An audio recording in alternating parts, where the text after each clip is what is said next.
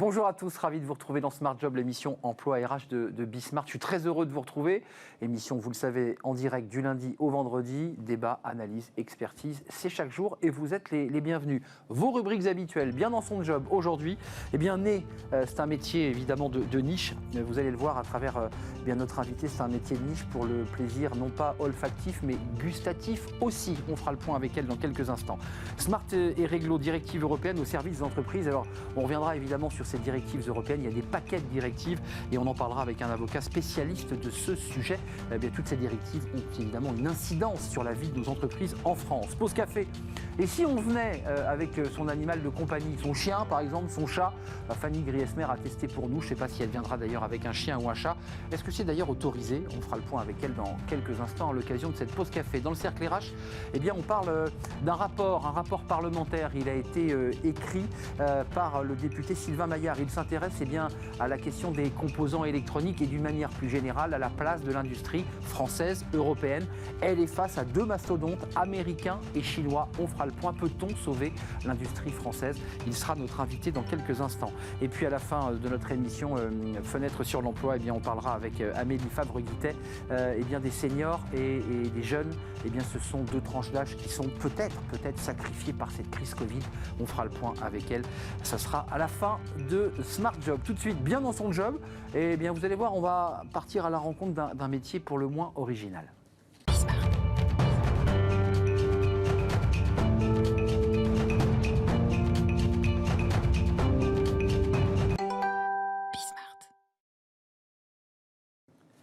Bien dans son job. Alors, dans cette rubrique, vous le savez, on a des coachs, des personnes qui parfois nous font respirer, nous relaxer, nous font partager leur passion. Et justement, aujourd'hui, Marlène Stégère est avec nous et on va partager avec vous votre passion. Vous êtes, comment on vous définit? Vous êtes né? On peut vous définir comme ça? Oui, on peut définir né, qui est la grande famille des gens qui travaillent dans l'olfaction, la formulation et le goût. Bien que moi, j'ai vraiment une spécialité plus sur la formulation du goût que sur le parfum en lui-même. Alors, on va y venir parce que vous êtes né. C'est un métier de niche, il n'y a pas des centaines de milliers de nez, alors qu'on en a tous un évidemment sur notre visage, mais c'est un métier de niche et vous êtes devenu aussi une chef d'entreprise, on en parlera avec vous. Vous êtes venu avec vos produits. Commençons par le début. Il y a deux métiers finalement, il y a ceux qui fabriquent des parfums, et on le voit dans certains films où il y a cette palette, on mélange et on sent. Vous avez choisi de créer des goûts que l'on va ingérer. Racontez-nous, c'est quoi la différence d'abord ?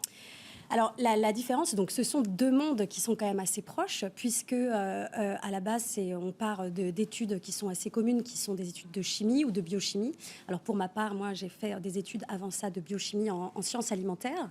Et après, c'est de la composition en employant des substances aromatisantes ou des molécules aromatiques, comprendre en fait et extraire les produits des ingrédients et des matières premières. Et ça, c'est assez commun.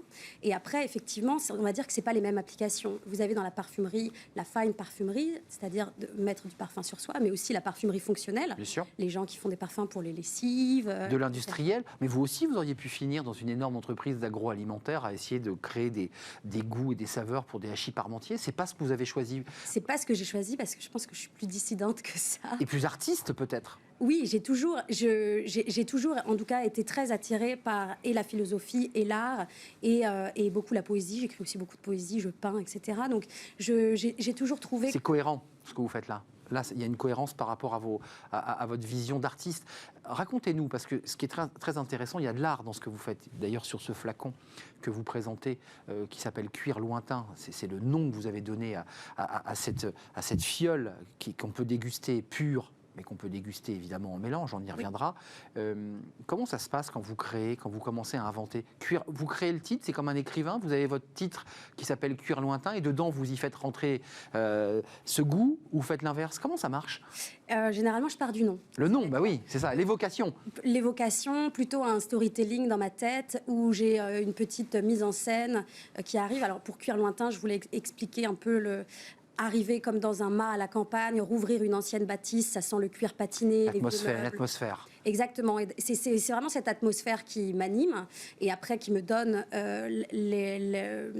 l'inspiration sur le nom. Et après, évidemment, je choisis les matières premières pour retranscrire cette atmosphère. Donc là, vous créez un un alcool, hein, puisque c'est distillé, c'est pas vous qui distillez, précisons, hein, tout ça part en Bourgogne, mais vous allez créer cet assemblage. De quoi est composé ce flacon? Qu'est-ce qu'il y a dedans? Quels sont les produits? Alors, c'est 100% naturel, hein, je précise qu'il n'y a pas de produits chimiques, on est bien d'accord avec ça. Qu'est-ce que vous avez mis sur la table et qu'est-ce que vous avez marié? Alors, dans Cuir Lointain, 7 ingrédients différents.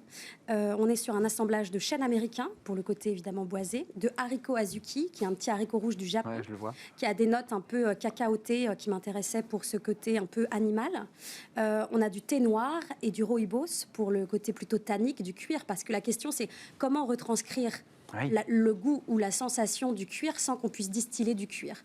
Donc on va se servir aussi du jasmin, de ses notes animales, de ses notes indolées. Et vous utilisez des ingrédients pour le parfum que vous transférez au goût. C'est ça l'idée, c'est qu'il y a un rapport entre le palais et le nez, là. Oui, tout à fait. En fait, ça s'appelle la rétro-olfaction. Ce qui fait, quand vous mettez en bouche, par exemple, quand vous croquez dans une fraise, ce qui fait que vous avez le goût de la fraise, c'est la rétro-olfaction, c'est votre odorat. Les molécules, elles reviennent par l'arrière en rétro-olfaction et elles sont interprétées par vraiment votre sens de l'odorat. Et donc, du coup, évidemment, on peut travailler des matières premières qu'on a aussi dans le parfum en alimentaire, comme le jasmin, la violette, la rose, des choses comme ça. Mais sur le marché, parce qu'il y a tout un packaging, il y a des phrases très poétiques que vous mettez sur ce flacon, c'est-à-dire que c'est plus qu'un flacon qu'on achète, c'est une idée, c'est une histoire. Sur le marché mondial, vous vous situez comment, vous qui êtes une créatrice? Il y en a d'autres, il y a des Japonais qui font la même chose, il y a des Américains. Comment ça se passe, le benchmark de tout ça? Ouais. En tant que créatrice, pour le coup, je ne suis pas très benchmark. En tout cas, je pars vraiment de l'inspiration, de mon inspiration à moi pour créer des choses uniques. Et je pense que c'est ça que les gens attendent. C'est des produits de créateurs, c'est des produits qui ont un parti pris, c'est des produits qui ont une inspiration particulière et qui ne sont pas uniquement calqués sur une étude de marché de ce qu'elle est le besoin des Évidemment, consommateurs. c'est pas de l'agroalimentaire. Exactement. Comment ça se passe? Vous avez fait des essais, évidemment, on pose tous ces ingrédients, mais comme c'est pas distillé, comment vous savez que ça va produire cela? D'abord, vous assemblez, vous emmenez à la distillation, vous goûtez ensuite, comment ça se passe? En fait, chaque matière première est macérée ou distillée en Bourgogne, chez Gabriel Boudier. Vous les avez, donc elles reviennent distillées. Elles reviennent distiller. Donc moi, mes matières premières de création, Elles sont déjà prêtes. Ce sont des liquides, ce sont des distillations, des alcoolats, des macérations de fleurs, de bois, d'épices du monde entier. Et après, c'est à coup de pipette, c'est quoi? C'est à goutte? C'est au nombre? Ça dépend des matières premières, évidemment. Mais oui, tout est très précis. Des molécules aromatiques, elles ont besoin de trouver leur équilibre, de danser ensemble. Et donc, par conséquent, oui, c'est un travail de précision. Elles dansent ensemble à l'intérieur. Exactement. Et il faut qu'elles s'associent, qu'il y ait une harmonie. Exactement. Vous savez, par l'expérience, parce que c'est un métier d'expérience, en fait, on accumule de l'expérience, c'est ça votre métier? C'est l'accumulation d'expérience? Oui, il y a deux choses. Il y a très bien connaître les matières premières, les molécules, les sentir, les goûter, les ressentir, les regoûter, voir les évocations, connaître à peu près les facettes, évidemment. Et puis, il y a l'expérience, et puis, je dirais, cette manière un peu empirique aussi de la chimie. De la chimie, qu'il faut connaître. Bien sûr. Il y a des produits qui ne peuvent pas se marier entre eux, c'est-à-dire dans l'espèce de rêve, un peu la sous-skin de reconstituer le parfum de l'homme, qu'une forme d'absolu, c'est très philosophique. C'est quoi votre objectif final pour vous, en disant, là vous grimpez un escalier olfactif, gustatif, c'est quoi votre grand rêve d'artiste? Mon grand rêve d'artiste, c'est de continuer de créer et de surprendre surtout, de pouvoir à chaque fois créer des produits qui ont un goût unique, singulier, qui ont le goût de rien de ce qu'on connaît et de pouvoir toujours étonner les gens qui l'ont chez eux. Je suis déçu parce qu'évidemment c'est alcoolisé, on n'a pas le droit sur un plateau de boire de l'alcool, c'est interdit, mais j'aurais bien aimé goûter, ça fait 28 degrés, donc il y a une distillation, on peut le mélanger, on peut le boire pur, on peut le mettre dans un verre, comme un verre à cognac peut-être. Les meilleures saveurs, c'est aussi de le mélanger avec d'autres alcools pour recréer autre chose. Vous l'avez testé forcément, vous l'avez mélangé avec plein de choses. Il marche bien avec quoi votre liqueur? Nous, on a de la chance de collaborer avec des très grands bartenders et créateurs aussi qui créent des cocktails. Et donc, effectivement, ça en fait une base de cocktail très intéressante. Ça marche très bien, par exemple, juste très simplement à la maison avec un ginger ale et du jus de citron. Ou alors, si on préfère un peu des short drinks, ça va très bien avec des rye whisky, donc qui sont des whisky à base de seigle. Crème de cassis, par exemple, on fait des très beaux cocktails.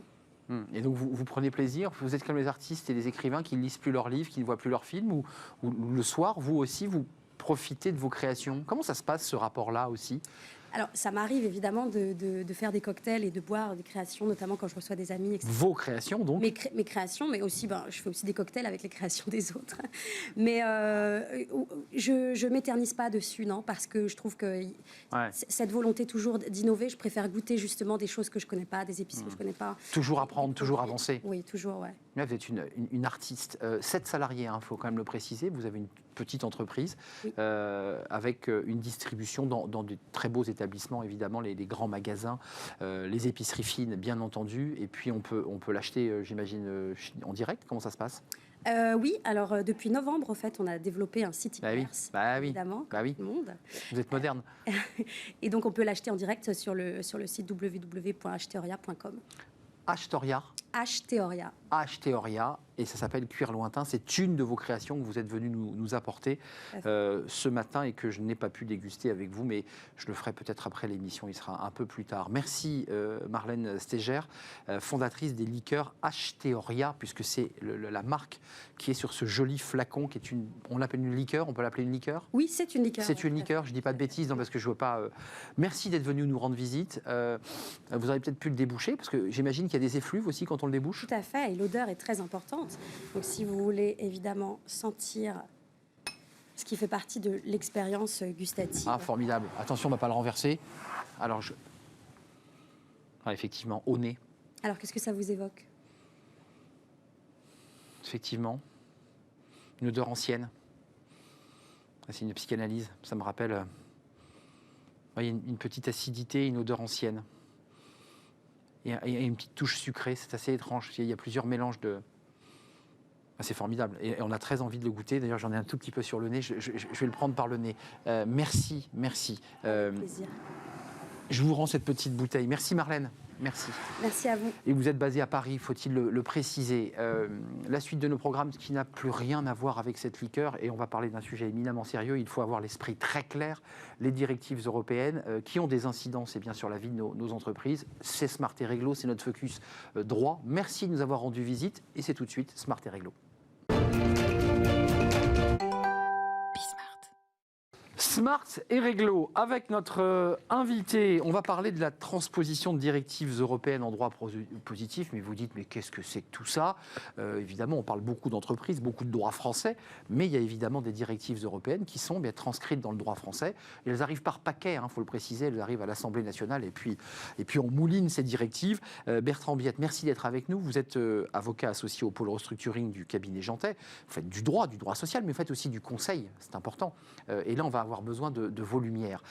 Sur cette question des directives, notamment sur l'insolvabilité, parce qu'il sera question de celle-là, qu'est-ce qui change et en quoi l'Europe, d'abord pour donner un cadre un peu général, en quoi ces directives européennes modifient-elles le droit français ? Parce qu'elles ont une incidence sur le droit français, quelle que soit la thématique de la directive, nous sommes bien d'accord ? Absolument. Oui, merci Arnaud de m'inviter. C'est un plaisir. À vous présenter cette transposition de la directive insolvabilité européenne. Elle est fondamentale. Elle est doublement fondamentale parce que c'est un travail qui a été lancé il y a déjà plusieurs années avec une volonté de l'Europe d'homogénéiser l'ensemble de la réglementation pour l'accompagnement des entreprises en difficulté, donc partout en Europe. Et elle est aussi fondamentale compte tenu des conséquences de la crise sanitaire que nous traversons, évidemment. Avec évidemment la crise économique qui a été pour l'instant, on va dire, limitée, amortie grâce aux mesures qui ont été prises, mais qui vont avoir une fin. Et donc, il va falloir traiter toutes les difficultés que nos entreprises vont rencontrer. Et donc, cette directive, elle a été transposée, qu'on soit précis, non, elle est en cours, on est d'accord. Elle est en cours de transposition. Le gouvernement a été habilité à légiférer sur cette transposition avec un objectif à juin 2021. Donc ça va venir très très vite. Donc c'est la séquence dans laquelle nous sommes entrés là. Exactement, avec une interrogation, ce qu'on appelle une étude d'impact partout en Europe. Bien Tous sûr. les professionnels du restructuring en Europe et donc évidemment y compris en France. Donc vous planchez, vous, sur ces On questions. planche tous sur cette transposition avec toutes les conséquences que ça va avoir. Et il va y avoir des modifications radicales. Commençons par le début. Avant qu'elle soit transposée, on l'a compris, ça sera juin, date butoir. Qu'est-ce que dit cette directive européenne qui s'imposera, ou pas d'ailleurs, qui s'imposera à tous les pays de l'Union? Qu'est-ce qu'elle dit? Alors, elle s'impose évidemment à tous les pays européens. C'est d'ailleurs une marque d'étonnement toujours de ma part. On ne prend pas suffisamment conscience que le droit français, il est issu à 80% Ben des directives européennes. Eh oui. Et on ne regarde pas suffisamment ce qui se passe au niveau européen. Et là, on est exactement dans ce cas-là, puisque la Commission européenne a travaillé pour analyser les différents droits qui existaient. Il se trouve que la France est plutôt un bon élève en cette matière, a été très innovante depuis très longtemps dans l'accompagnement des entreprises en difficulté. Et donc, il y a beaucoup de mesures qui sont inspirées par le droit français. Mais il n'empêche. Alors donc, qu'est-ce qu'elle contient, cette directive? Justement, il n'empêche que il y a une sorte de balance entre les règles françaises et les règles anglo-saxonnes. Évidemment, c'est la guerre. Avec une évolution en faveur des créanciers, alors que jusqu'à maintenant, vous savez que notre droit, il est pour l'essentiel issu d'une loi de 1985, votée par les socialistes en 1985, totalement en faveur des entreprises et de des leur salariés. protection, absolument. Voilà, au détriment des créanciers. Et là, on est dans une sorte de jeu de balance où on rétablit un certain nombre de droits aux créanciers. C'est vrai que le droit anglo-saxon n'est pas le même en matière de relations avec les créanciers. Qu'est-ce qui va changer? La directive européenne a plutôt penché en faveur des créanciers, c'est-à-dire qu'auparavant, quand une entreprise fermait, certains créanciers, vulgairement, s'asseyaient sur leurs dettes, pour le dire simplement. Est-ce que ça change ou pas? Oui, ça change, avec la possibilité pour les créanciers de se réunir, ce qu'on appelle en classe de créanciers. C'est la grande nouveauté de cette directive, c'est donc une réunion des créanciers en fonction de leurs intérêts qu'ils partagent, et ils vont pouvoir présenter des solutions de redressement qui peuvent être concurrentes de celles du chef d'entreprise. Donc ça veut dire qu'ils ont leur mot à dire pour rééchelonner le paiement de la créance. Et ils réclameront leur créance. Exactement, ils réclameront leur créance. Ce qui est nouveau. Ils pourraient même aller jusqu'à prendre le contrôle de l'entreprise en considérant que leur solution est meilleure ou sert mieux leurs intérêts qu'une solution de continuité avec l'ancienne direction. Les enjeux pour les entreprises et pour vous, avocat, que vous soyez celui qui défendiez le créancier, évidemment, c'est ce qui vous arrivera, mais vous allez aussi vous retrouver en situation de défendre l'entreprise. C'est quoi les enjeux, concrètement? C'est des entreprises dont le contrôle va être pris intégralement par le créancier, c'est-à-dire sa banque, le fonds d'investissement. C'est ça, les conséquences? Ça peut être ça, comme conséquence, absolument. Ce n'est pas forcément soulé. Quand on défend l'intérêt de l'entreprise, on défend des intérêts, ça paraît quelquefois un peu choquant de dire ça, mais qui sont un peu différents, distincts de ceux du chef d'entreprise, de ceux de l'actionnaire, de ceux du créancier et même de ceux des salariés. Et c'est pour ça que c'est une législation complexe, puisqu'il s'agit de combiner l'ensemble de ces intérêts qui, a priori, peuvent s'opposer, alors qu'il s'agit, et c'est ça tout l'objet, surtout dans le contexte de crise sanitaire que nous connaissons, ça va être de comment est-ce qu'on fait pour sauver des entreprises, quels sont les moyens qu'on va pouvoir mettre en place, quels sont les accords qu'on va pouvoir obtenir entre les créanciers, les actionnaires, les salariés, les dirigeants. Juste un détail, le créancier ne remet pas à la poche, parce que pour sauver une entreprise, très souvent, lorsqu'on arrive à la date butoir, au moment butoir, souvent on dit qu'il faut réinjecter 50 millions, 100 millions, 10 millions. Là, le créancier se retrouverait en situation de nouveau réinjecter pour prendre le contrôle. Ce n'est pas le cas dans la directive. Ah, c'est tout à fait une possibilité. C'est une possibilité. Il peut dire, je réinjecte de l'argent, et dans ce cas-là, il la sauve. Ça peut être tout à fait ça. Ou inversement, je réinjecte rien et je la coule. Oui. Alors, et je me sers sur les actifs. Ou d'autres peuvent prendre le relais, c'est ça tout le sujet. Il peut y avoir un conflit avec de nouveaux financeurs qui arrivent et qui viennent proposer une solution et qui vont exiger que les anciens financeurs, les anciens créanciers, fassent un effort particulier pour sauver l'entreprise. Ça peut être une banque, par exemple, en demandant à la banque un nouvel effort. Là, le rapport au tribunal de commerce et à tous ceux, aux instances françaises qui décident de la survie, donc il y a des étapes, il y a un cursus. La directive s'intéresse à ce débat. Absolument. C'est un sujet. Vous savez, Arnaud, on est les seuls dans le monde à avoir ce système avec des administrateurs judiciaires et des mandataires judiciaires. Et oui, souvent critiqué, maître. Oui, mais c'est une erreur de les critiquer. Enfin, c'est pas une erreur.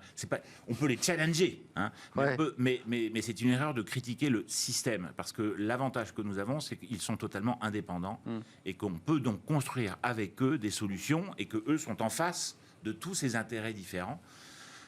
Et c'est ce que invite à faire cette directive, en étant créatif pour trouver des solutions innovantes dont on va absolument avoir besoin dans la phase dans laquelle nous allons entrer. Vous reviendrez nous en parler en juin quand tout ça sera validé, mais est-ce que vous avez le sentiment que ça sauvera plus d'entreprises avec cette directive que si on était resté sur le droit français classique, pour conclure? Très difficile. Voilà. La vérité, c'est que quels que soient les accords qu'on peut trouver, il faut que le fondamental soit là. C'est-à-dire qu'il faut qu'il y ait une entreprise, un marché, un produit, un service, des clients, des salariés et des financeurs pour que ça marche. Donc si tout ce cocktail fonctionne, alors oui, on pourra sauver plus d'entreprises. Le cocktail, vous avez vu la séquence d'avant, évidemment, oui. Maître Biette, oui, le cocktail, évidemment. Vous avez envie de le déguster aussi. Merci de nous avoir éclairés. Il nous reste 6 mois à peine pour transposer cette directive, donc c'est un moment important. Et tout ça se fait, je dirais, dans la discrétion des cabinets d'avocats et du ministère de l'économie et des finances, parce qu'il réfléchit évidemment à toutes ces questions qui auront une incidence importante sur la vie de nos entreprises. Merci, Maître Bertrand Biette, vous êtes avocat associé au pôle restructuring du cabinet Jeantet et vous êtes en première ligne sur cette question qu'on évoquait aujourd'hui, cette fameuse directive insolvabilité. Voilà, je l'ai bien dit. Merci, c'était un plaisir de vous accueillir. On fait une petite pause café avec Fanny Griesmer. Elle se pose toujours plein de questions un peu philosophiques, concrètes parfois. Oui, est-ce qu'on peut venir avec son chien de compagnie? Moi, j'ai vu des avocats qui venaient avec leur chien qui dormait au pied du bureau. Ils le font. Est-ce que c'est légal? Tiens, on en parle avec elle.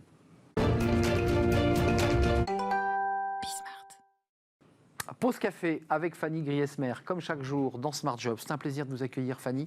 Ravi. On s'intéresse à un sujet alors pratico-pratique, puisqu'on a beaucoup parlé des plantes vertes, des choses qui peuvent nous accompagner sur un bureau.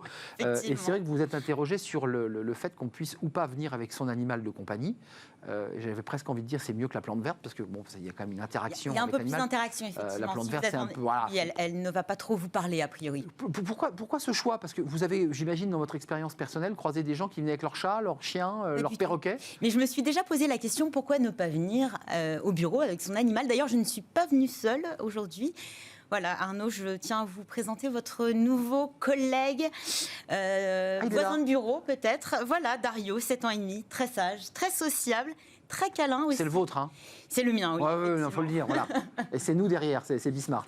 Oui, c'est Bismart. Vous voyez, vous êtes... voilà. Ouais, c'est vrai, je suis en première ligne avec Thomas Hugues. Il adore Smart Job, il regarde Smart Job. Voilà, votre nouveau voisin de bureau. Bon, voilà, si vous déjeunez au bureau, je vous déconseille de tenter les crevettes parce qu'il adore ça, il risque de vous aimer un petit peu trop. Bien sûr, le petit chou. Donc, les présentations sont faites. Alors, je ne sais pas si vous êtes prêt à venir travailler chez Bismart avec mon cher Dario, à côté de vous. Moi, écoutez, ça ne me poserait aucun problème, si ce n'est que je suis allergique aux poils de chat. Ah, voilà, ça, c'est un problème. Mais est-ce qu'on peut vraiment amener son animal au bureau? Eh bien, à première vue, on pourrait penser qu'amener son compagnon à 4 pattes est strictement interdit par la loi. Eh bien, détrompez-vous. Le Code du travail ne prévoit pas de disposition particulière, sauf si vous travaillez bien sûr dans un établissement de santé, dans l'administration ou l'alimentation, pour des questions bien sûr d'hygiène et de sécurité. Au sein des entreprises privées, c'est donc le règlement intérieur de l'établissement qui statue sur cette question. C'est donc votre employeur. Si aucune clause n'est prévue, rien ne vous empêche de venir travailler avec votre animal. D'accord, donc on vient... Bon, ça semble plutôt évident avant d'amener Médor, Gizmo, Pompon. Demandez quand même l'autorisation à votre employeur au préalable. Je pense que voilà, ça permet de... D'ailleurs, c'est un des effets du télétravail, parce que là aussi, on peut retrouver la joie de son chat, de ses oiseaux, de son chien, je pense. Ça a pas mal d'effets où ça joue sur les conditions de travail. Et c'est vrai qu'on peut se dire, avec un retour au bureau, votre animal a été habitué à vous, 24 heures sur 24, et la séparation peut être un petit peu compliquée. J'ai un peu le cœur serré, là, voilà, quand vous me dites ça. C'est un phénomène... C'est marginal ou pas, Fanny? Demandez quand même aussi l'approbation de vos collègues, hein, parce que la j'évoquais difficile. Oui. Voilà, certains ont peur des animaux, d'autres sont allergiques. Il faut savoir une chose, c'est que si votre demande est acceptée par l'employeur et que votre collègue n'y sont pas réticents, vous serez le responsable de cet animal, c'est-à-dire qu'en cas de morsure, c'est ça. d'incident, voilà, C'est ça. votre responsabilité peut être engagée, donc vérifiez bien votre responsabilité votre responsabilité civile Donc, pour bien tous les dommages et les accidents provoqués par votre animal. Yorkshire plus que Pitbull, c'est ce que vous nous dites, quoi. C'est ça. Ah, Ils vont on va le dire amener comme plutôt ça. un animal qui est sociable, qui court pas dans tous les sens. Le serpent, pareil, laissez-le à la maison. Voilà. La souris, l'araignée, on laisse à la maison. Exactement, oui, c'est mieux. Marginal ou pas, ça, ce phénomène? Plutôt, en France, oui. En Ouais. tout cas, selon un sondage réalisé en mars 2016 par Holidog, le spécialiste de la garde d'animaux, 76% des Français savent que l'on peut théoriquement amener son animal au travail, mais très peu le font. On serait aux alentours de 10%, à vrai dire. Outre-Atlantique, la tendance est beaucoup plus installée. Une entreprise sur 5 autorise les animaux en leur sein au Royaume-Uni. Il y a même une journée dédiée. C'est le Bring Your Dog to Work Day. L'édition 2021 aura lieu le 25 juin prochain. C'est une journée en fait pour sensibiliser justement les entreprises aux vertus apaisantes de l'animal de compagnie dans l'open space. Et c'est aussi l'occasion de récolter des dons pour des œuvres de bienséance aussi. Non, de bienfaisance.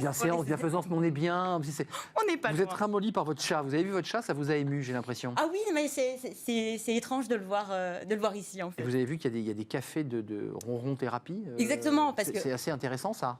Donc en fait, les animaux ont des vertus apaisantes. Bah oui. C'est vrai qu'on peut penser qu'un animal lâché dans l'open space, c'est la distraction assurée. Sauf que finalement, on les voit rapidement à l'œuvre. Ils sont à côté de vous pendant les impressions, ils participent au briefing, aux présentations PowerPoint. Ouais. Ça change de regard. Qu'ils sont de simples spectateurs passifs, eh bien non, pas du tout. Ils ont un rôle beaucoup plus important. Ils pourraient être les futurs Chief Happiness Officer, peut-être. Ça leur fera Je sais plaisir. pas. Plus que des mascottes, en tout cas. Voilà. Il y a des vertus apaisantes non négligeables. On a parlé pas mal de ronron-thérapie. Le fait d'être en présence d'un animal, de le toucher, a un effet immédiat sur la pression artérielle, sur le taux de cortisol, qui est l'hormone du stress. Donc vous êtes beaucoup plus détendu. Mais c'est aussi plus de lien social. Un animal, ça fédère, ça crée du lien, ça renforce la cohésion d'équipe. À la clé, une bonne ambiance générale, un moral des troupes à la hausse, une meilleure productivité et un autre avantage, et pas des moindres, un taux d'absentéisme beaucoup plus faible. Donc on a envie de voir Rex à l'ouvrage, peut-être. Ce serait donc un levier de qualité de vie au travail non négligeable pour les entreprises. Des entreprises qui, par ailleurs, dès lors qu'elles acceptent des animaux en leur sein, ont une image beaucoup plus moderne et chaleureuse. Plus familial finalement. Précisons que Oui, c'est vrai. les personnes handicapées, évidemment, légalement, sont questions ne se absolument posent pas, autorisées, effectivement. évidemment. Et puis les policiers de la brigade canine, qui sans leur chien seraient totalement démunis, faut-il le préciser. Voilà, merci Fanny d'être venue nous rendre visite. Sans votre chat, mais on l'a vu en Il photo. viendra demain. Comment s'appelle-t-il? Dario. Dario.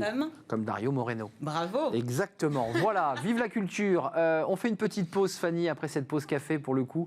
Le cercle RH s'intéresse à l'industrie. C'est un sujet éminemment sérieux. Un député Sylvain Maillard va remettre un rapport à l'Assemblée nationale sur le sauvetage de notre industrie.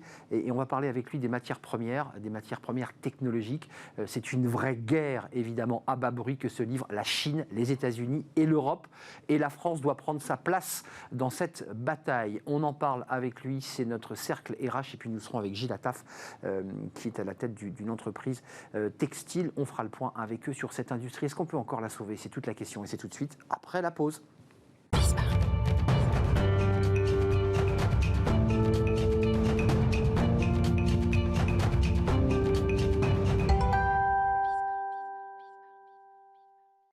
Le cercle RH, notre débat quotidien avec mes invités. On s'intéresse à l'industrie, on s'intéresse à un sujet important, alors qui n'est pas le sujet le plus visible à première vue quand on parle des industries, parce qu'on parle d'entreprises qui ferment ou qui délocalisent. Là, on va parler des matières premières, de tous les enjeux, parce que les industriels ont besoin de matières premières, et cette matière première, ils vont la chercher évidemment dans les grands blocs, États-Unis, Chine, et notamment des matières premières en matière électronique. Qu'est-ce qu'il faut faire pour sauver l'industrie? C'est un vieux serpent de mer. C'est 20 ans que j'en parle sur les plateaux de télévision. Qu'est-ce que l'on peut faire pour sauver l'industrie française qui doucement se délite. On fait le point avec mes invités. Sylvain Maillard est avec nous. Bonjour Sylvain. Bonjour. Vous êtes député LREM de Paris. Je m'adresse aussi aux chefs d'entreprise parce qu'il faut préciser que vous êtes à la tête d'une entreprise qui s'appelle Atlantis Technologies et qui travaille justement dans l'exportation et l'importation de composants électroniques, qui est un peu un sujet sur lequel vous vous êtes penché très sérieusement. Et puis, on va en parler avec vous parce que vous avez remis un rapport, vous l'avez publié à la fois sur les réseaux sociaux et dans la tribune sur Internet. Vous relancez l'idée qui avait suscité un vif débat de la TVA sociale, une forme de protectionnisme. Voilà, on taxe les produits qui rentrent et on protège finalement nos industries pour financer le modèle social. On va en parler, c'est un sujet un peu sensible, mais voilà, vous le remettez. C'est un vrai sujet. C'est un vrai sujet, c'est le moins qu'on puisse dire. Merci en tout cas d'être avec nous. Et puis Gilles Attaf est avec nous sur ce plateau. Vous êtes à la fois chef d'entreprise, Feu Smuggler, qui est une marque de textile français, 100% français, avec des salariés qui sont à Limoges. Vous étiez très fiers et ces salariés existent toujours. Absolument. Et puis vous avez créé votre marque, une nouvelle marque, Belleville Manufacture, du textile de qualité, qui se trouve à Belleville d'ailleurs. Donc il se trouve rue Française. Non, rue Française, c'est dans le deuxième. Dans le deuxième. C'est ça, vous êtes dans le deuxième. Belleville parce que Ouais. l'atelier de mon père historique était à Belleville, donc j'ai repris le nom Belleville. Le deuxième, c'est le quartier du Sentier pour ceux qui nous regardent en province. C'est ma circonscription. C'est la circonscription de J'avais Maillard. fait- J'avais plus fait, belle de- voilà, j'ai fait exprès de vous rassembler, comme ça vous allez pouvoir voir. Vice-présidente de l'association Pro-France, et puis vous êtes le président des Forces françaises de l'industrie, c'est important. Je précise cette information parce que Arnaud Montebourg, à l'époque de Smuggler, vous défendiez le Made in France. À l'époque, quand il était ministre, il était venu vous voir.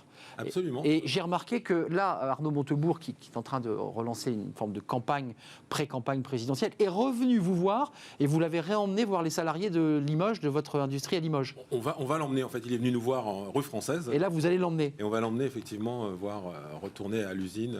Il était venu lorsqu'il était ministre du redressement productif. C'est ça. Je l'avais interpellé sur justement cette problématique et il était venu nous voir et ça avait été un moment assez important pour nous pour relancer la machine. Sylvain Maillard, revenons à ce rapport et vous allez évidemment avoir un dialogue assez nourri parce que les composants électroniques sont assez rares dans les vestes que l'on porte, mais il y a quand même un débat sur la matière première. On y reviendra parce que le tissu n'est pas fait en France. C'est un vieux sujet que vous portez depuis longtemps. Votre rapport, votre idée empirique, quelle était-elle au départ? Vous vous êtes dit, c'est pas possible qu'on se laisse dévorer et qu'on soit dépendant de la Chine et des États-Unis. Réagissons. C'est ça que vous dites dans votre rapport. Exactement. Quand on est arrivé en 2017, quand on est arrivé au pouvoir en 2017, il y a cette idée de on réindustrialise la France, on se réarme et on va mettre les moyens pour se réindustrialiser. D'ailleurs, on a eu des résultats. On a des créations d'emplois dans l'industrie, ce qu'on n'avait plus depuis 20-25 ans. Un sursaut léger. On voit 10 000 emplois. On voit qu'on a changé, que la France est vue à nouveau par les pays aussi étrangers comme un pays où on peut créer de l'industrie, où on peut créer de l'emploi, parce qu'on a passé une succession de lois et d'accompagnement, entre autres les ordonnances travail, qui ont permis aussi de dire, voilà, la France est une terre qui nous accueille. Sauf que là, on est en train de vivre un moment particulièrement difficile. Sur les composants électroniques, précisez-le. Sur les composants Ouais, électroniques. c'est passionnant. Mais vous allez voir que d'une façon générale, on est souvent dans les composants électroniques, donc dans le digital, on est souvent en amont de phase par rapport au reste du monde industriel. Et donc on a un vrai problème. Le Covid a totalement désorganisé l'ensemble de la chaîne de production au monde, avec évidemment des confinements des différents acteurs à des moments différents. Et donc on digitalise, on a besoin d'informatique et de Exactement. composants. Bah oui. En parallèle, on digitalise. D'accord. Bah Sauf oui. que rien n'a été prévu dans la construction. Dans la construction, parce que digitaliser, vous voyez, on parle du contenu. Les gens qui nous regardent en ce moment, on doit avoir une télévision, un ordinateur. Font en sorte qu'il faut qu'il y ait un contenant. Et ce contenant n'a pas été prévu pour une accélération du digital comme à l'heure actuelle. Et les prix sont montés. Et donc les prix vont monter. Les Vont monter ou sont montés?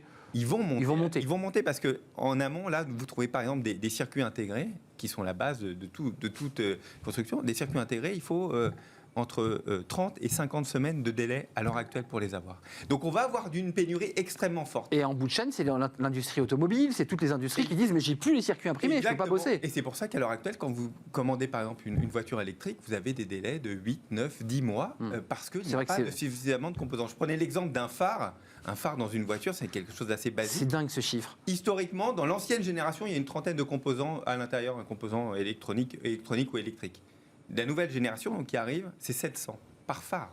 700 composants par phare. Donc imaginez-vous x4 et toutes les voitures que l'on va devoir transformer. Et ça, c'est pas prévu, c'est pas organisé. On n'a pas les industries qui peuvent suivre. D'abord, on n'a pas la matière première. C'est ça. On n'a pas la matière première ou l'accès à la matière Chine, États-Unis, on est d'accord, c'est Et- les deux leaders. Exactement. Et le point le plus central pour nous à l'heure actuelle, c'est une guerre qui a commencé sous Trump, mais qui continuera À bas bruit, hein. à bas bruit, qui nous empêche d'accéder, et particulièrement nous les Européens, à la technologie américaine si on la vend dans une zone chinoise. Zone chinoise, en fait, c'est là où on construit la plupart du Ces produits ne peuvent pas, en passant par l'Europe, revenir en Chine. Les Américains l'interdisent. Exactement. Et Ah oui. si jamais vous le faites, à ce moment-là, vous êtes du fait des lois extraterritoriales, on peut vous poursuivre. Exactement. Même si vous êtes en France, vous ne vendez jamais aux États-Unis à cause du dollar, parce que la monnaie internationale, c'est le dollar. Gilles Attaf, vous défendez à travers votre combat autour du textile français Made in France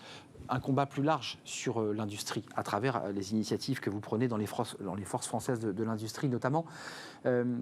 On la sauve ou pas, cette industrie? Et comment on fait? Parce qu'il y a un vrai sujet une fois qu'on a fait le diagnostic, on se dit, mais qu'est-ce qu'on invente ou qu'est-ce qu'on réinvente pour sauver nos entreprises, nos salariés? Alors il est temps, hein, parce que là on est quand même aujourd'hui, il faut le savoir, on est à 10% du PIB sur l'industrie, donc la moitié de l'Allemagne. Hein. Donc il est temps de se rendre compte que je pense que la reconquête industrielle, pour moi, ça doit être un objectif national. Enfin, moi je suis ravi que vous preniez à bras-le-corps ces sujets aujourd'hui. Je pense qu'il y a vraiment, il est temps de reconstruire nos territoires par l'industrie en décarbonant cette réindustrialisation, ce qui me semble aussi un élément essentiel. Pas si simple, excusez-moi, parce que vous l'évoquez dans le rapport, il faut aussi que les Français acceptent, et c'est là où il y a un peu la schizophrénie, c'est qu'on veut tous de l'industrie, mais on ne veut pas d'usine près de chez nous, et puis surtout si on vous met Céveso en plus dessus, là vous avez une pétition, c'est-à-dire qu'il y a une espèce de schizophrénie du citoyen, il faut quand même le reconnaître. Oui, alors c'est pour ça qu'il faut aussi travailler, c'est pour ça que je dis que c'est une bataille culturelle, parce qu'il faut aussi travailler sur l'image de l'usine, enfin on ne sait plus l'usine ouais. de Zola aujourd'hui. Avec les On travaille triangles. sur 4.0, on travaille sur l'innovation, sur la montée en gamme, enfin c'est tout un tas de sujets qu'il faut prendre, c'est pour ça que je dis que c'est un objectif qui doit être national, et la réindustrialisation aussi, ça doit passer par des signaux forts. Enfin moi je milite pour un Small Business Act à la française, où une partie de la commande publique aussi serait réfléchie vers Je pensais les que c'était PME. déjà le cas. Donc c'est pas le cas du tout. Aujourd'hui, D'accord. on a Avec beaucoup l'UGAP, besoin, donc notamment. l'UGAP, on a travaillé avec l'UGAP, ça avance, mais on n'est pas encore du tout. Il faut mettre des normes environnementales. C'est pour ça que je suis ravi d'écouter votre sujet sur la TVA sociale. Moi, je suis pour une taxe carbone à l'importation. Ouais, changeons le nom, en fait. Voilà, c'est ça exactement. Non, mais c'est. Eh oui, non, mais- Le sujet de la taxe carbone, il va falloir le prendre à bras le corps. Et puis c'est un sujet qu'on peut entendre. Vous parliez du nom et de la communication. Enfin, rappelez-vous, la taxe carbone, elle avait été aussi sensible, hein, si je peux me permettre, puisque c'est par cette taxe carbone qu'on avait augmenté le prix de l'essence et que ce prix de l'essence avait provoqué les gilets jaunes. C'est-à-dire qu'il y a quand même une sensibilité La autour de taxe ces sujets. carbone, on la met pas au même endroit. La taxe carbone, elle est Des pour produits- les importations, et là, on mettait une taxe carbone en fait qui était payée directement par le consommateur. Il n'y a pas Exactement. la même finalité. Et c'est très important. Le Small Business Act, donc c'est ce qui a été voté il y a quelques années aux États-Unis. Donc Bien sûr. ce dont vous parlez, il est important. Moi, je vois le travail que fait Agnès Pannier-Runacher là-dessus, sur vraiment une avancée, dire on va changer vraiment de paradigme. L'apprentissage, vous voyez, on n'a jamais eu autant d'apprentis. Ça, c'est très important. 440 000, c'est le chiffre. 450 000. 450 000, voilà. 450 000 là, fin février, et donc ça veut dire on n'en a jamais eu autant. Pourtant, on est en pleine crise. Hein. Ça veut dire que les jeunes commencent à se dire, bah non, il faut que je fasse des études et que je travaille. Et je trouverai un boulot dans le manuel, Je trouve, la et technique. entre autres dans l'industrie. On voit qu'il y a un changement de mentalité. Il n'y a pas un bouton sur lequel on appuie et que ça va repartir. Il faut absolument qu'on s'aligne tous les uns à côté des autres pour qu'on trouve des solutions et d'implantation dont vous avez parlé tout à l'heure. Juste Sylvain Maillard, Très important. il y a la TVA sociale, la taxe carbone, je veux qu'on en parle, je veux pas qu'on oublie d'en parler, c'est central. Les composants électroniques, je crois qu'il y a eu une crise, et vous le savez mieux que moi, dans les années 90. L'électronique a complètement été éradiquée d'Europe, ou presque, et puis c'est la Chine, États-Unis. Est-ce qu'on peut réinventer un électronique européen, qu'on devienne un leader de l'électronique, ou est-ce qu'on doit accepter tout simplement d'aller chercher notre électronique, les fameux composants, en Chine, aux États-Unis? Est-ce que ça, c'est inéluctable? En France, vous savez quoi? Et on va revenir au textile. Fin des années 90, début des années 2000. Parce qu'on a perdu la bataille. Les grands patrons des grandes entreprises, Thomson et autres, Alcatel, ont décidé qu'il n'y aurait plus d'industrie en France. Mais vous vous rendez compte? Il n'y aurait plus d'industrie en France et qu'on ferait tout sous-traiter aux Chinois et que nous, Parce que moins cher, on est d'accord. Et que nous, on était plus intelligents, donc on allait concevoir ce qu'il fallait et que les autres allaient produire. Évidemment, les Chinois ils ont inventé le commerce et je peux vous dire qu'ils font des choses beaucoup plus performantes que ce qu'on fait. Et ont repris nos technologies. Et donc, ont pris les technologies et ont tout gardé. Et donc, il y a depuis quelques années, à bas bruit, il y a beaucoup de sous-traitance électronique qui s'est implantée en France, qui s'est réimplantée en France depuis 4-5 ans avec des champions. Il y a des entreprises, je pense à Eolan, à Stelflash, que vous ne connaissez pas. Il y a plus de 100 000 salariés en France et à l'étranger. Et ils fabriquent. Et en fait, ce sont des entreprises avec des entrepreneurs qui ont été reprises à 1 euro. C'est les anciens parties d'Alcatel, c'est les anciennes parties de Thomson. Et ils arrivent et qui sont repartis. Donc, évidemment qu'il y a de l'avenir pour l'électronique. D'autant plus qu'il faut penser une application et la mettre tout de suite sur le marché. Il faut que ça aille beaucoup plus vite. Et les coûts de transport, et je vais terminer là-dessus, qui montent énormément c'est terrible. du Covid, bien sûr. 10, 20, 30, 40% plus cher, font en sorte que, évidemment, on est dans une phase importante. On doit réindustrialiser. Maintenant, il y a une opportunité là. Une opportunité. Plus les coûts de transport viennent évidemment alourdir le prix du produit. Essayons de développer le textile. On a eu cette discussion parce qu'on se connaît depuis longtemps. Je vous avais dit, mais pourquoi vous, d'une manière un peu cynique d'ailleurs, mais pourquoi vous ne faites pas comme les grandes marques textiles? Vous allez dans des pays hors Union et vous êtes dit non, j'ai des salariés à Limoges. Le coût du travail est plus élevé, vous le savez. Oui, mais il faut pourquoi ce désir hors coût? Parce que déjà, il faut qu'on commence à travailler sur d'autres sujets, parce qu'on a la compétitivité hors coût à aller chercher sur l'innovation, sur la montée en gamme.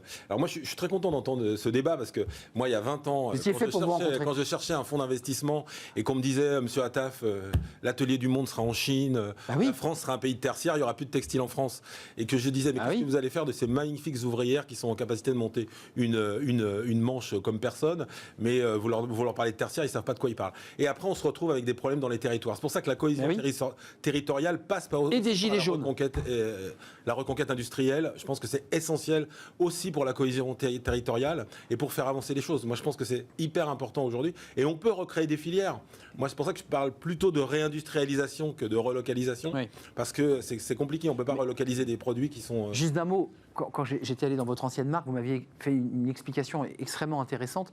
Vous me disiez, mais non, mais M. Ardouin, il y a pas le tissu qui vient de là, il est italien ou anglais.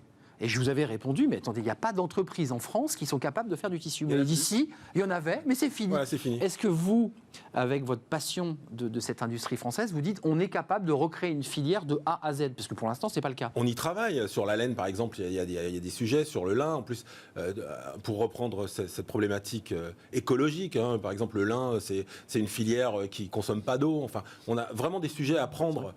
C'est pour ça que quand je parle d'une bataille culturelle et d'une bataille nationale, c'est lié aussi à l'écologie, à la transformation écologique, à la décarbonation de l'industrie. Ça, c'est des sujets. Mais on est capable de recréer des filières. Avec la laine, aujourd'hui, on y travaille. Vous aviez raison, Arnaud. Moi, je n'ai pas de tissu haut de gamme aujourd'hui en France. On avait des magnifiques pépites dans le nord de la France. Mais bien sûr, Roubaix, toute cette zone.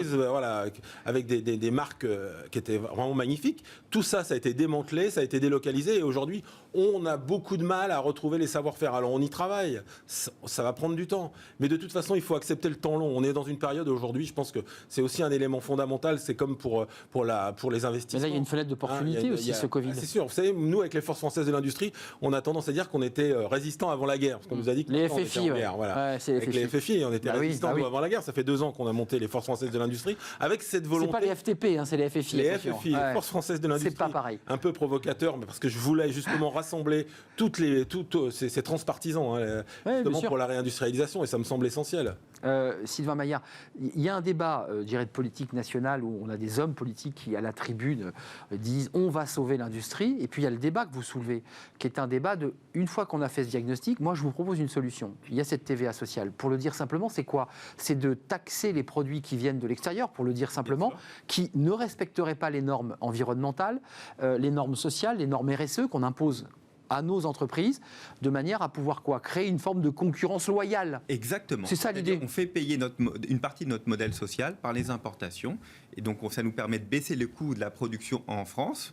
Et donc, ça remet à égalité ce qui vient de l'extérieur et de l'intérieur. Moi, je suis un libéral, je veux absolument qu'il y ait une concurrence. Je pense que c'est très sain, la concurrence. Mais loyale. Mais elle doit être loyale. Et puis, Voilà. faut être intelligent. Absolument. Il faut créer de l'emploi en France, il faut créer de la valeur en France. Parce qu'on voit bien que les stratégies qui ont été mises en place dans les années 2000 sont des impasses, sont des stratégies intelligentes à court terme, mais à long terme, nous ont complètement désindustrialisés. Et on l'a pu le voir pendant la crise du Covid, on a des manques incroyables dans notre industrie à l'heure actuelle. Donc non seulement ça crée de l'emploi, ça crée de la valeur, ça crée de la richesse. Il faut mettre de l'industrie en France. Honnêtement, on y travaille depuis 3 ans. Maintenant, il faut accélérer et il faut se dire que c'est une grande cause nationale. En tout cas, je veux vraiment porter ce débat. Mais on vous entend chez vous, côté LREM, le gouvernement, quand on parle de TVA sociale, on se souvient des ravages qu'avait fait ce mot en 2007, puisque considérait qu'il y avait 80 députés qui avaient considéré que c'était une aberration. Pourquoi d'ailleurs c'est une aberration? Parce que c'est quoi? C'est une forme de protectionnisme? Non, mais Est-ce qu'on peut l'interpréter comme ça? Je donne la parole, Gilles. Les Français, dès qu'on parle de TVA et d'augmentation de TVA, donc augmentation d'impôts, il y a un vrai blocage psychologique, tout simplement. Une fois que vous l'expliquez, que vous appelez ça une taxe carbone... Qui vient de l'extérieur, elle n'est pas payée par les Français, on est d'accord. Les mêmes qui vous disent qui n'aiment pas ça, finalement, trouvent ça plutôt intelligent. Le système est vertueux, d'ailleurs, que c'était des systèmes qui ont été repris par la gauche comme la droite, qui ont été portés, et puis au moment de le mettre en place, évidemment, peuvent paraître impopulaires. Moi, je crois qu'il faut une stratégie globale. C'est ce que nous avons, mais il faut aller plus loin. Et le Covid, en fait, est la sortie du Covid, hein, évidemment, là, pour le moment, on est dedans, et le gouvernement est vraiment bien dedans, à ça, et c'est bien logique, mais il va falloir réfléchir à la sortie de ce qu'on veut comme stratégie. Moi, je vois avec les Chinois, il y a une vraie concurrence entre les entreprises chinoises. Et puis à un moment, le gouvernement leur dit stop. Il dit c'est celui-là qui va être le champion. Ouais. On va en faire un champion national, on va faire un champion international. Ça, vous le dénoncez, la concurrence entre entreprises françaises ou européennes? Mais en même temps, il faut qu'on arrête d'être... D'un point de vue européen, on est quand même très naïf. On est extrêmement naïf. Vous pointez du doigt une forme de difficulté européenne à trouver des solutions sur plein de sujets, et notamment sur ce sujet industriel, objectivement. Et on va trouver des solutions tous ensemble. Mais parce que les Allemands... On a enlevé les lunettes, il faut y aller. Comment vous regardez ce débat? Parce qu'il y a le dumping entre pays, il y a les concurrences des Allemands, puisque vous évoquiez le fait qu'on était en termes de numérique inférieur en nombre d'industries par rapport aux Allemands, qui a effectivement une industrie lourde, une entreprise, les machines-outils, c'est l'Allemagne. Comment on se situe? Est-ce que l'Europe a un rôle à jouer, ou est-ce que ça se joue, je dirais, au niveau de l'Hexagone? Parce que moi, je pense que c'est l'Europe, la bonne dimension. Mais elle ne joue pas son rôle, l'Europe, là. On a un vrai problème avec l'Europe. Hein. Je reviens toujours sur un peu ma marotte de la commande publique. Tu sais, les Allemands sur la commande publique, ils sont très forts. Je veux dire, aujourd'hui, les marchés allemands sont bien sûr, essentiellement préférence aux produits allemands. Préférence aux produits allemands. Et pourtant, on est au sein de l'Europe. Donc nous, il faut qu'on arrête aussi d'être des bisounours. J'aime bien un peu cette formule, mais c'est comme le protectionnisme. Quand on nous brandit le protectionnisme, la question n'est pas d'être protectionniste. La question aujourd'hui, c'est de se dire, il faut qu'une partie de la production soit réservée aussi à l'industrie. Avant de nous quitter, aucun de vous deux ne soulève le débat du coût du travail, qui est le sujet central, puisque c'est parce que la Chine a un coût du travail très faible qu'elle arrive à vendre des produits si peu chers. Est-ce qu'on peut imaginer, vous le député, qu'on réfléchisse aussi à la baisse du coût du travail? Ou est-ce que vous dites, par les dépenses que nous avons, il n'est pas possible de baisser le coût du travail? On ne fait que ça depuis 2017 et on voit bien à quel point... Lentement, sur l'impôt sur les sociétés, par exemple, c'est faible. On va passer quand même de 31 à 25. À 25, c'est quand même une baisse importante. L'employé au SMIC, à l'heure actuelle, coûte quasiment plus grand-chose en charge sociale à l'entreprise. Donc il y a une vraie progression, mais les Allemands... Moi, j'ai étudié en Allemagne, j'ai travaillé en Allemagne, j'ai une entreprise aussi en Allemagne. On voit la différence, ils chassent en meute. C'est-à-dire qu'un Allemand qui part, Siemens qui part à l'étranger, il emmène toute la sous-traitance. Mais nous, on ne le fait pas, on reste très... mais ça, vous me réinviterez, je reviendrai vous expliquer comment ça marche les achats en France. On a un système qui est très individualiste et pas du tout porté sur l'écosystème autour de soi. Et donc ça, c'est un changement de culture. Ça aussi, il faut le changer, ça aussi, il faut l'apprendre. Ça aussi, il faut les apprendre dans les écoles d'achat et des écoles de commerce. Parce qu'on apprend beaucoup d'individualisme et de comment porter ma carrière, mais ma réussite, mais pas le collectif. Comment la réussite du collectif. Ça, c'est très vrai. C'est ma réussite, comment je grimpe et comment j'évolue dans une boîte, mais pour ma boîte, qu'est-ce que j'apporte? Sur le textile, excusez-moi, c'est encore plus vrai, le coût du travail. Oui. C'est un élément très fort. Je ne parle pas du Bangladesh, je parle simplement de la Chine, même de la Tunisie. Faire beaucoup de pédagogie. En fait, nous, avec Belleville Manufacture, un costume Belleville Manufacture qui est fabriqué à Limoges, il participe aussi à un sens. On donne un sens à son achat. Et on explique sur le temps long, c'est un costume qui va durer plus longtemps, qui va avoir des qualités, qui va être recyclable aussi, parce qu'on peut changer la doublure. Aller changer une doublure d'une veste qui est fabriquée en Chine, ça vaut pas le coup. Donc aujourd'hui, voilà, il y a ce sujet du circuit court qui est en train d'être mis en place. Nous, avec Belleville Manufacture, on y travaille beaucoup. Au-delà du fait que certainement, je pense qu'à terme, on sera obligé de recycler une grosse partie de la production dans le textile. Il y a un débat. Parce que c'est un sujet aussi sur le... Fondamental. On y reviendra, mais c'est un sujet qui est fondamental. Gaspillage absolu. Il y a aussi un modèle aussi qu'il faut expliquer quand le consommateur il doit apprendre, qui participe au modèle social français aussi. Aujourd'hui, on est content d'avoir ce modèle. Mais ça marche d'ailleurs, le Made in France. Et ça fonctionne bien. Je pense. Et puis en plus, on a des jeunes entrepreneurs qui sont en train de porter aussi notre voix. Moi, je suis un dinosaure du Made in France. Ça fait 20 ans que je me bats, mais vrai, on a des jeunes. Merci. Un très beau dinosaure. On a des jeunes. des jeunes comme Thomas Uriès 2083 qui a remis en place une filière de jeans en France. C'est absolument fabuleux. C'est vrai. Bon, Guillaume Gibault, que tout le monde connaisse, du slip français. Donc, on sent que c'est porté par des gens qui ont la volonté de faire bouger les choses. Et il faut recréer des filières. C'est important parce que ça prend. Voilà, c'est important de donner un sens aussi à son engagement. Juste d'un mot, Sylvain Maillard, vous avez travaillé sur le composant électronique. J'ai expliqué que vous aviez aussi évidemment une connaissance par votre profession, par votre métier de chef d'entreprise. Il y a un débat aussi sur les matières premières. Au-delà même du composant fabriqué, il y a l'extraction de ces matières premières qui pose un autre sujet sur les composants électroniques. Est-ce que vous dites aujourd'hui, peut-être pas mettre 700 composants dans un phare? Est-ce que vous dites aux ingénieurs qui mettent de l'électronique partout, peut-être lever le pied un peu parce qu'on ne va pas avoir assez de matières premières? C'est un vrai débat. C'est ce sujet qui est posé aussi. Par exemple, les terres rares sont à 95% en Chine. Bien sûr. À la limite, dans une guerre commerciale, les Chinois nous empêcheraient d'accéder. Mais il n'y a plus de composants. D'un seul coup, on n'aurait plus de composants. Donc là, on voit bien qu'on a une vraie difficulté. Et c'est pour ça que la négociation et les discussions sont extrêmement importantes.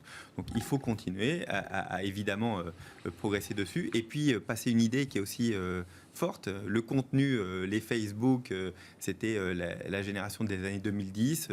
C'est le Facebook, le Twitter, tout ce qui est contenu était évidemment valorisé. Et maintenant, on va rentrer, de mon point de vue, dans la génération du contenant, c'est-à-dire que les leaders, les grandes entreprises seront les contenants. Et je prends l'exemple de Tesla, qui ne gagne absolument pas d'argent, Elon Musk. mais qui est un contenant, c'est-à-dire que vous êtes dans votre voiture et vous donnez du temps dans votre voiture, et là, c'est là que ça se créera la valeur dans les années qui viennent. Oui, il y a beaucoup d'électronique dans les Tesla quand même. Bien sûr, mais c'est le contenant, contenant et pas le contenu. Donc on va changer de paradigme dans les années qui viennent. C'est terminé, j'en suis désolé. Moi, je serais bien resté encore une petite demi-heure avec vous parce que vous allez revenir, je l'espère. Juste d'un mot, ce rapport, on peut le lire où? Sur votre site, évidemment, à l'Assemblée. Et puis il y aura des publications dans les Échos bientôt. Dans les Échos, voilà. Et sur les réseaux sociaux, sur le Twitter, le Facebook, je tiendrai de l'actualité dessus. Et avec du contenant, vous l'aurez compris, c'est pas qu'une coquille vide. Il y aura le rapport et il y aura de l'information. Lisez-le, c'est passionnant parce que ce sont des informations qu'on n'a pas, qui ne sont pas très mainstream, évidemment, dans la grande information, mais qui sont fondamentales parce qu'elles dépendent de notre quotidien, toutes ces informations. Merci à Sylvain Maillard, député LREM de Paris. Vous êtes le fondateur d'Alantis Technologies. Et puis merci à Gilles Attaf, qui a plusieurs casquettes et qui est à la fois chef d'entreprise, Belleville, c'est dans le 2e arrondissement. Allez, rue Française. Vous m'invitez, je viens vous voir rapidement. Voilà. Il n'y a pas qu'Arnaud Montebourg qui a le droit de venir chez Belleville. Et puis vous êtes aussi président des Forces françaises de l'industrie. Je trouve que ce titre est génial, les FFI, parce que nous sommes en guerre évidemment pour sauver nos salariés, vice-président de l'association Pro-France. C'était un plaisir d'être avec vous. C'est bientôt fini. On reçoit Amélie Favre-Guittet et son joli sourire pour nous parler d'un sujet qui va vous intéresser. Ces deux classes d'âge là, vous savez, les seniors qui sont en galère et puis ces jeunes qui ont un peu de difficulté à rentrer sur le marché du travail. Elle nous en parle, c'est tout de suite. Avec le groupe Belvedia, préservons les ressources de demain.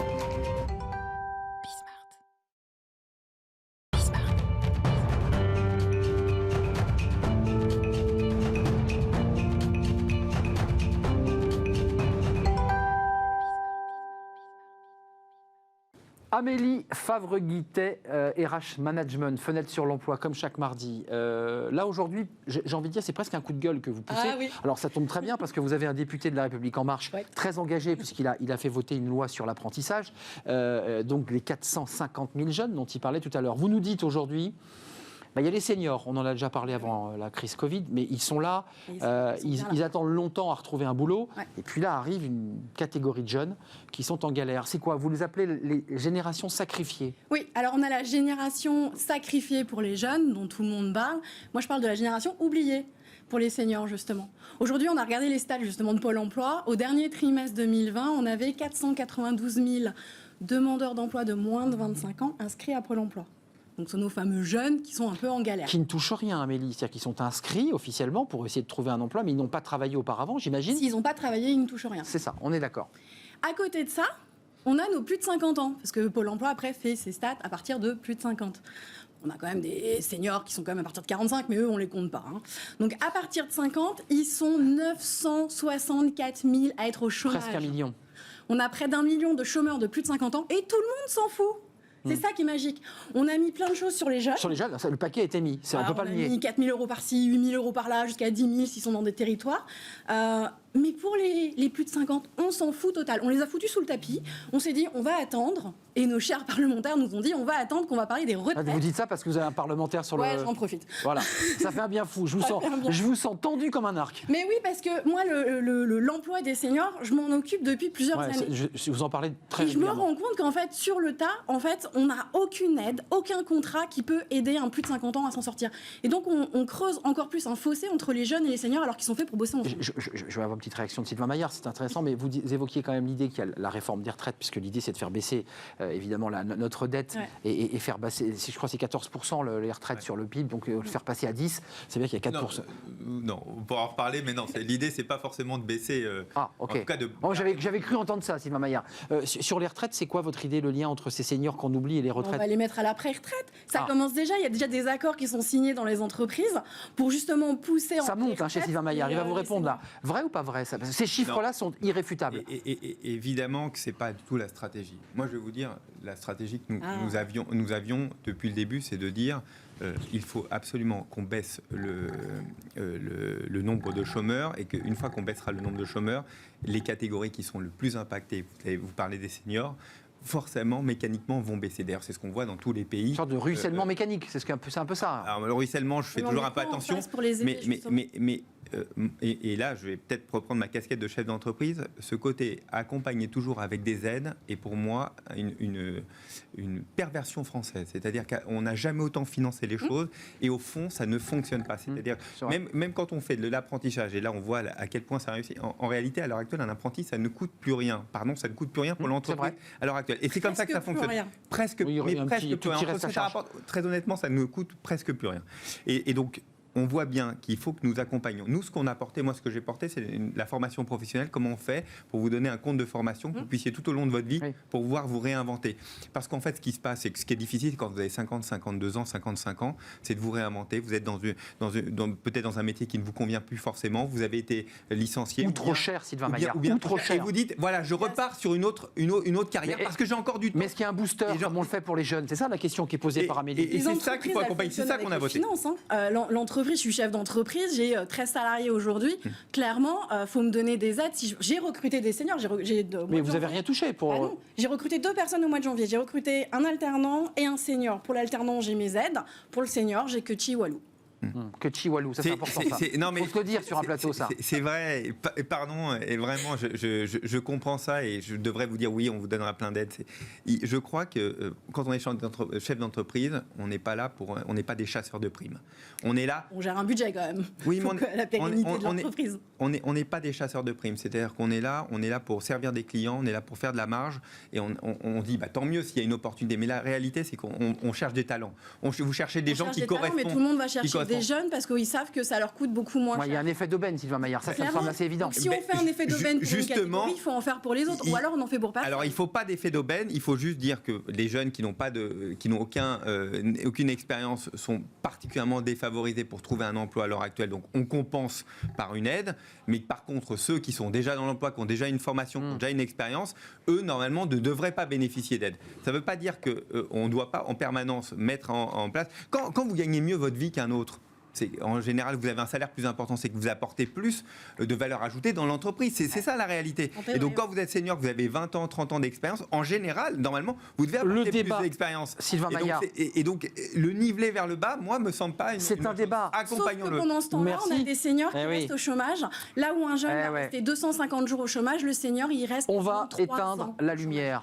Se réinventer en permanence, c'est ça qu'il faut. Merci. Oui, mais la formation suffit pas. Eh bien, nous On a allons plein éteindre de la seniors lumière. qui sont au chômage alors qu'ils se sont formés Merci derrière. Amélie Favre-Guittet. C'est un débat passionnant que vous soulevez d'ailleurs qui mériterait d'ailleurs un Je vais débat. vraiment revenir. Vous allez revenir Vraiment venir. sur cette question des seniors. Aussi. Je pense qu'on peut d'ailleurs en faire un débat à part entière. C'est un plaisir de vous accueillir, d'avoir cet échange. Attention à l'effet d'aubaine. C'est un vrai sujet d'ailleurs qui est soulevé par ces propositions et ces aides. Merci de nous avoir suivis. Merci à Romain Luc à la réalisation. Merci à Fanny Griesmer. Merci à Amanda Montero pour le son. Voilà, je l'ai dit. Merci à toute l'équipe, à Margot évidemment pour l'accueil invité. Et elle est une pièce maîtresse. Et puis à Pauline qui est à nos côtés depuis quelques semaines. C'est un plaisir d'être avec vous. Je suis en direct demain, évidemment, comme chaque jour à 10h. Venez nombreux, bien sûr, et portez-vous bien dans ce contexte un peu frisquet. À demain. Bye bye.